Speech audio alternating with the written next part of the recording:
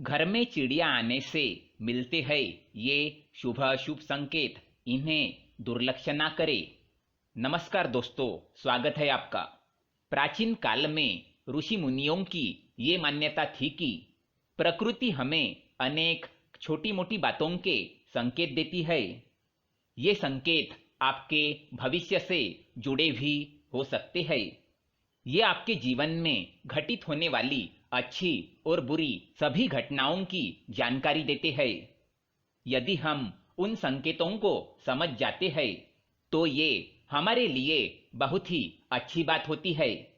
लेकिन कभी कभी हम इन संकेतों को समझ नहीं पाते हैं या फिर नजरअंदाज कर देते हैं, जिससे हमें उसके शुभ फल प्राप्त नहीं होते हैं।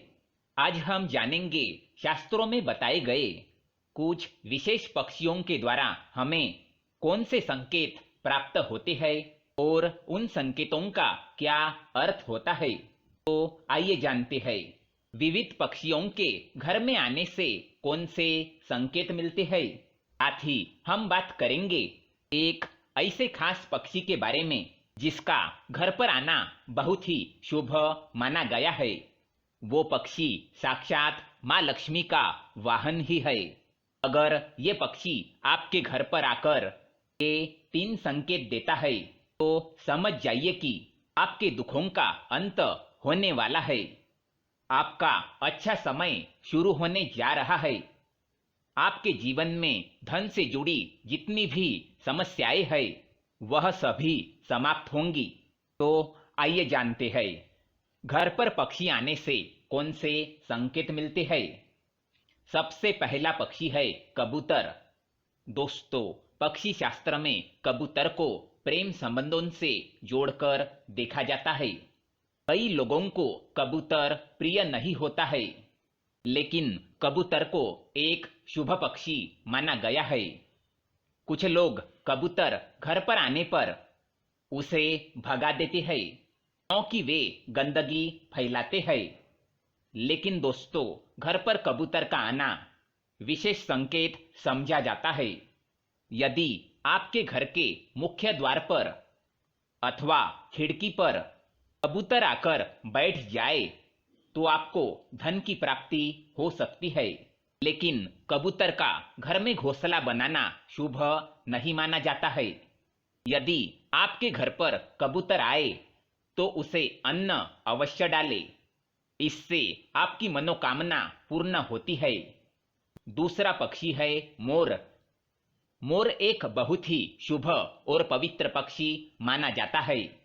ये माँ सरस्वती जी का वाहन होता है। साथ ही ये भगवान कार्तिकेय जी का भी वाहन है। भगवान श्री कृष्ण भी अपने मुकुट में मोर का पंख धारण करते हैं। इस कारण से ये पक्षी सभी के लिए पूजनीय है। यदि आपके घर पर कहीं से मोर आकर बैठ जाता है तो इसे शुभ संकेत समझना चाहिए। मोर के घर पर आने से उस घर का विकास होता है, उस घर के शत्रुओं का नाश होता है और घर में रहने वाले सदस्यों में प्रेम और विश्वास बढ़ता है। साथ ही मोर के दर्शन होना भी अत्यंत शुभ माना गया है।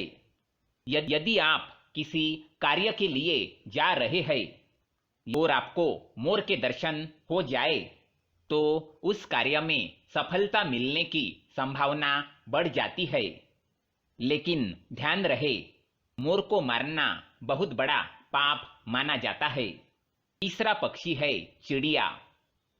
दोस्तों, यदि आपके घर पर चिड़िया आती है और घोंसला बनाने लगती है तो इसे शुभ संकेत समझना चाहिए।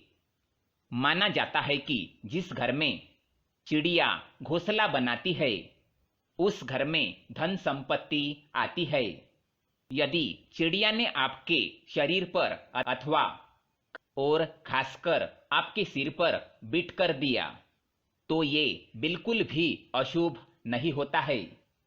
ये तो किसी शुभ समाचार का संकेत होता है। आपको जल्दी ही कोई शुभ समाचार मिलने वाला है।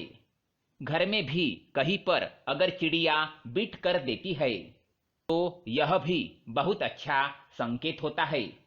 दोस्तों, चिड़िया बहुत ही डरपोक पक्षी होती है। वह जल्दी किसी के करीब नहीं जाती है।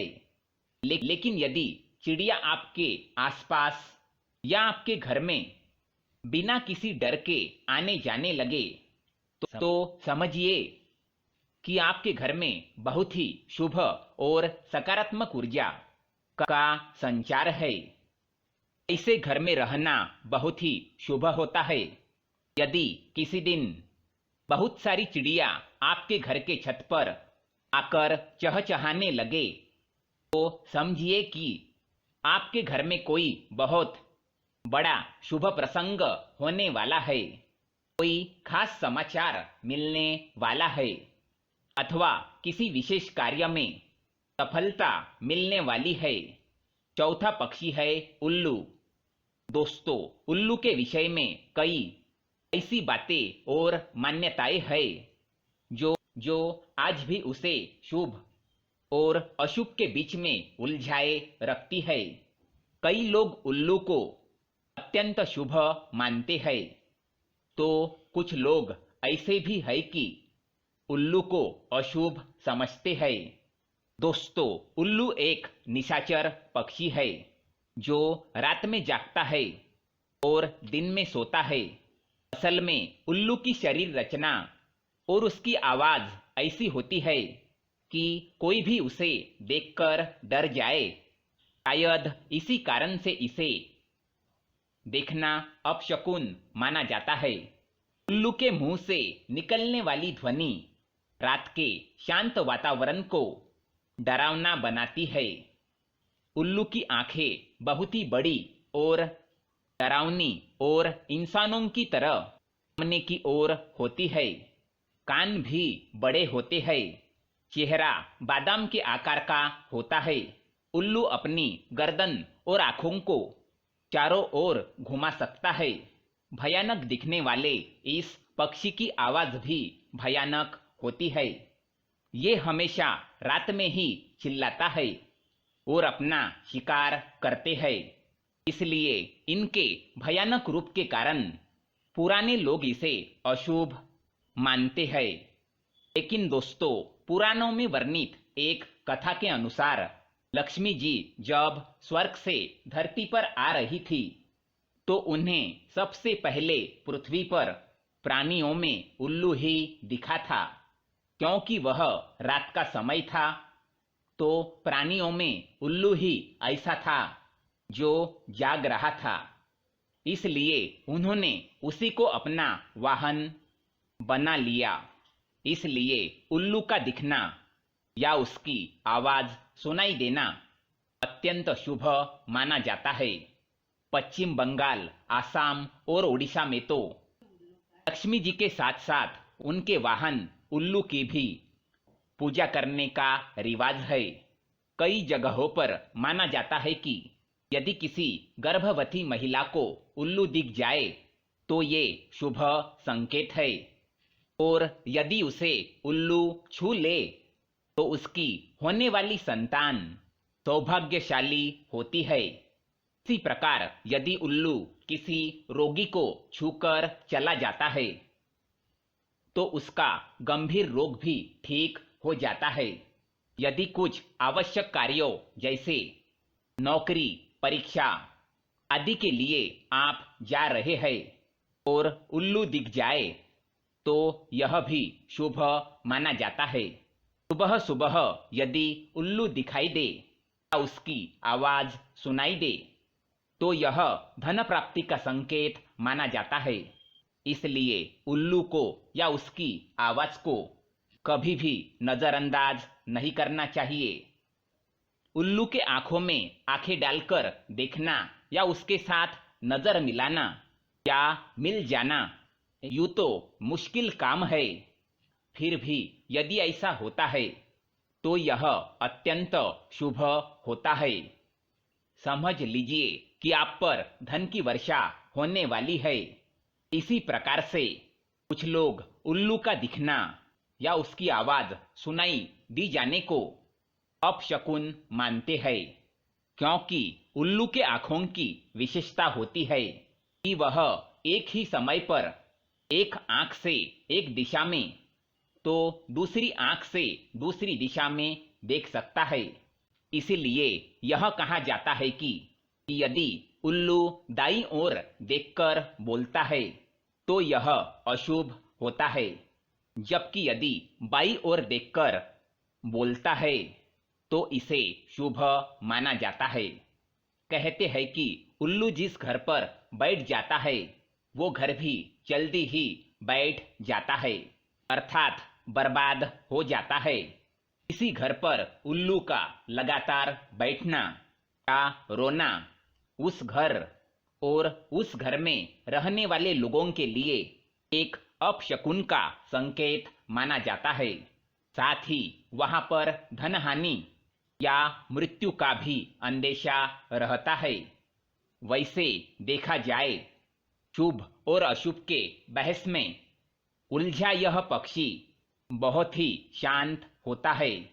किसानों के लिए तो यह वरदान ही होता है। यह चूहों और इसी तरह के जानवरों का शिकार करता है जो फसलों को नुकसान पहुंचाते हैं, परंतु अब यह भी संख्या में कम होते जा रहे हैं। तंत्र साधना में और विशेष पर दिवाली के अवसर पर लक्ष्मी जी को प्रसन्न करने के लिए बड़ी संख्या में इनकी बलि दी जाती है। इसके नाखून, बाल और पंखों को तांत्रिक क्रिया में उपयोग किया जाता है, परंतु ऐसा करने वाले यह नहीं समझते हैं कि उल्लू तो स्वयं ही माँ लक्ष्मी जी का वाहन है। उसे मारकर तो माँ कभी भी प्रसन्न नहीं हो सकती। तो दोस्तों, इस प्रकार से शास्त्रों में इन खास पक्षियों के बारे में बताया गया है। क्या आपके भी घर पर ऐसे पक्षी आते हैं? उम्मीद है यह जानकारी आपको अच्छी लगी होगी। वीडियो को लाइक करके शेयर जरूर करें और कमेंट में जय माँ लक्ष्मी अवश्य लिखें। आप सभी का धन्यवाद।